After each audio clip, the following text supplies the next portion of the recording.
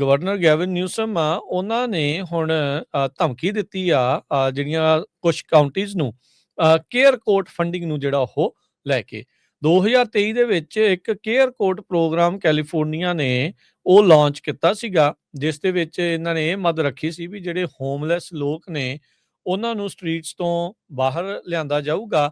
Housing ਤੇ social services ਦੇ ਜਿਹੜੇ ਪ੍ਰੋਗਰਾਮਾਂ ਦੇ ਵਿੱਚ ਉਹਨਾਂ ਨੂੰ ਲਿਆਂਦਾ ਜਾਊਗਾ। ਪਰ ਕਹਿੰਦੇ ਵੀ ਹੁਣ ਜਿਹੜੀਆਂ ਕੁਝ ਕਾਉਂਟੀਜ਼ ਆ ਉਹ ਇਹਨਾਂ ਦੇ ਵਿੱਚ ਸਾਥ ਨਹੀਂ ਦੇ ਰਹੇ ਹੈਗੇ।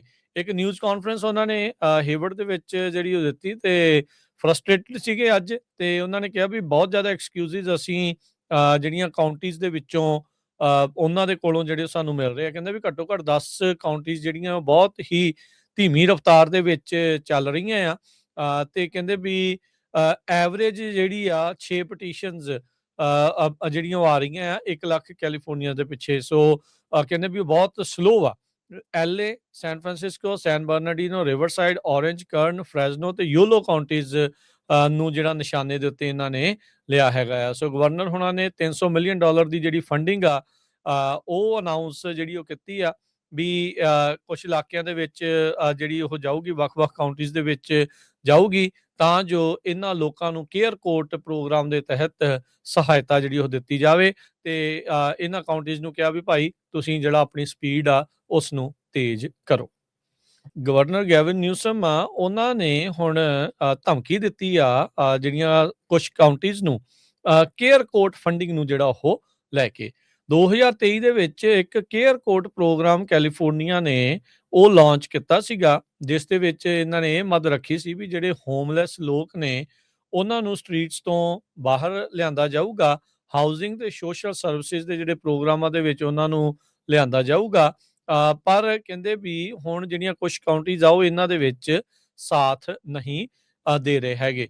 ਇੱਕ ਨਿਊਜ਼ ਕਾਨਫਰੰਸ ਉਹਨਾਂ ਨੇ ਹੇਵਰਡ ਦੇ ਵਿੱਚ ਜਿਹੜੀ ਉਹ ਦਿੱਤੀ ਤੇ ਫਰਸਟ੍ਰੇਟਡ ਸੀਗੇ ਅੱਜ, ਤੇ ਉਹਨਾਂ ਨੇ ਕਿਹਾ ਵੀ ਬਹੁਤ ਜ਼ਿਆਦਾ ਐਕਸਕਿਊਜ਼ਿਸ ਅਸੀਂ ਜਿਹੜੀਆਂ ਕਾਉਂਟੀਜ਼ ਦੇ ਵਿੱਚੋਂ ਉਹਨਾਂ ਦੇ ਕੋਲੋਂ ਜਿਹੜੇ ਸਾਨੂੰ ਮਿਲ ਰਹੇ ਆ। ਕਹਿੰਦੇ ਵੀ ਘੱਟੋ ਘੱਟ 10 ਕਾਉਂਟੀਜ਼ ਜਿਹੜੀਆਂ ਉਹ ਬਹੁਤ ਹੀ ਧੀਮੀ ਰਫ਼ਤਾਰ ਦੇ ਵਿੱਚ ਚੱਲ ਰਹੀਆਂ ਆ। ਤੇ ਕਹਿੰਦੇ ਵੀ ਐਵਰੇਜ ਜਿਹੜੀ ਆ 6 ਪਟੀਸ਼ਨਸ ਜਿਹੜੀਆਂ ਉਹ ਆ ਰਹੀਆਂ ਆ 1 ਲੱਖ ਕੈਲੀਫੋਰਨੀਆ ਦੇ ਪਿੱਛੇ। ਸੋ ਕਹਿੰਦੇ ਵੀ ਉਹ ਬਹੁਤ ਸਲੋ ਆ। ਐਲਏ, ਸੈਨ ਫਰਾਂਸਿਸਕੋ, ਸੈਨ ਬਰਨਾਰਡੀਨੋ, ਰਿਵਰਸਾਈਡ, ਔਰੇਂਜ, ਕਰਨ, ਫ੍ਰੈਜ਼ਨੋ ਤੇ ਯੋਲੋ ਕਾਉਂਟੀਜ਼ ਨੂੰ ਜਿਹੜਾ ਨਿਸ਼ਾਨੇ ਦੇ ਉੱਤੇ ਇਹਨਾਂ ਨੇ ਲਿਆ ਹੈਗਾ ਆ। ਸੋ ਗਵਰਨਰ ਹੁਣਾਂ ਨੇ $300 ਮਿਲੀਅਨ ਦੀ ਜਿਹੜੀ ਫੰਡਿੰਗ ਆ ਉਹ ਅਨਾਉਂਸ ਜਿਹੜੀ ਉਹ ਕੀਤੀ ਆ ਵੀ ਕੁਝ ਇਲਾਕਿਆਂ ਦੇ ਵਿੱਚ ਜਿਹੜੀ ਉਹ ਜਾਊਗੀ, ਵੱਖ-ਵੱਖ ਕਾਉਂਟੀਜ਼ ਦੇ ਵਿੱਚ ਜਾਊਗੀ, ਤਾਂ ਜੋ ਇਹਨਾਂ ਲੋਕਾਂ ਨੂੰ ਕੇਅਰ ਕੋਟ ਪ੍ਰੋਗਰਾਮ ਦੇ ਤਹਿਤ ਸਹਾਇਤਾ ਜਿਹੜੀ ਉਹ ਦਿੱਤੀ ਜਾਵੇ। ਤੇ ਇਹਨਾਂ ਕਾਉਂਟੀਜ਼ ਨੂੰ ਕਿਹਾ ਵੀ ਭਾਈ ਤੁਸੀਂ ਜਿਹੜਾ ਆਪਣੀ ਸਪੀਡ ਆ ਉਸ ਨੂੰ ਤੇਜ਼ ਕਰੋ। ਗਵਰਨਰ ਗੈਵਿਨ ਨਿਊਸਮ ਆ ਉਹਨਾਂ ਨੇ ਹੁਣ ਧਮਕੀ ਦਿੱਤੀ ਆ ਜਿਹੜੀਆਂ ਕੁਝ ਕਾਉਂਟੀਜ਼ ਨੂੰ ਕੇਅਰ ਕੋਟ ਫੰਡਿੰਗ ਨੂੰ ਜਿਹੜਾ ਉਹ ਲੈ ਕੇ 2023 ਦੇ ਵਿੱਚ ਇੱਕ ਕੇਅਰ ਕੋਟ ਪ੍ਰੋਗਰਾਮ ਕੈਲੀਫੋਰਨੀਆ ਨੇ ਉਹ ਲਾਂਚ ਕੀਤਾ ਸੀਗਾ, ਜਿਸ ਦੇ ਵਿੱਚ ਇਹਨਾਂ ਨੇ ਇਹ ਮੱਦ ਰੱਖੀ ਸੀ ਵੀ ਜਿਹੜੇ ਹੋਮਲੈਸ ਲੋਕ ਨੇ ਉਹਨਾਂ ਨੂੰ ਸਟਰੀਟਸ ਤੋਂ ਬਾਹਰ ਲਿਆਂਦਾ ਜਾਊਗਾ। ਹਾਊਸਿੰਗ ਤੇ ਸੋਸ਼ਲ ਸਰਵਿਸਿਜ਼ ਦੇ ਜਿਹੜੇ ਪ੍ਰੋਗਰਾਮਾਂ ਦੇ ਵਿੱਚ ਉਹਨਾਂ ਨੂੰ ਲਿਆਂਦਾ ਜਾਊਗਾ। ਪਰ ਕਹਿੰਦੇ ਵੀ ਹੁਣ ਜਿਹੜੀਆਂ ਕੁਝ ਕਾਉਂਟੀਜ਼ ਆ ਉਹ ਇਹਨਾਂ ਦੇ ਵਿੱਚ ਸਾਥ ਨਹੀਂ ਦੇ ਰਹੇ ਹੈਗੇ।